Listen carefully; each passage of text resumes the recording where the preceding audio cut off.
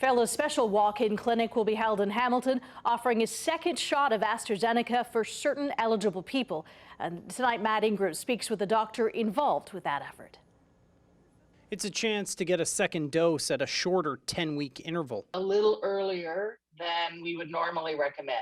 But for those eligible to get a second shot of AstraZeneca this week, one of the doctors helping organize the clinic says it's unclear how many will want it. Matt, that is such a difficult question. Dr. Kathy Risden is the lead physician for the McMaster Family Health Team, one of the groups holding the clinic. She says the science shows there's an advantage to waiting. It turns out the antibodies that get made in response to AstraZeneca, there's a bit more of them at week 12 when you get your second shot at week 12 than if you get your second shot earlier. But she says there's not enough real-world data yet to know if those extra antibodies make a difference. There is a suggestion that the immune system benefits from that extra 2-week wait, but looking at the real world, we wouldn't be offering a dose at week 10 if we thought it was going to harm people. The province said Friday getting fully vaccinated with AZ earlier offers 69% protection, while a 12-week interval offers 80%.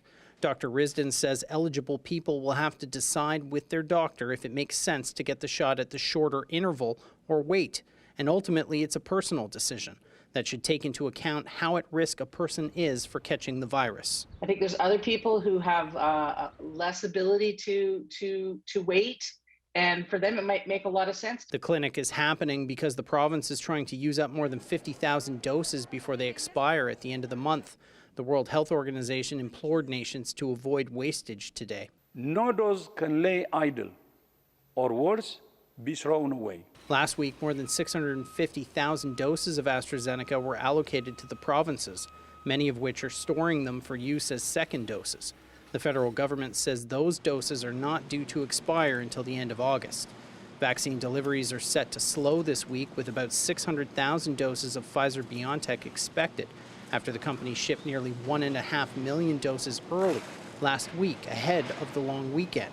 Ottawa says 60% of Canadians aged 16 and older have now received at least one dose of vaccine. Matt Ingram, CHCH News, Hamilton.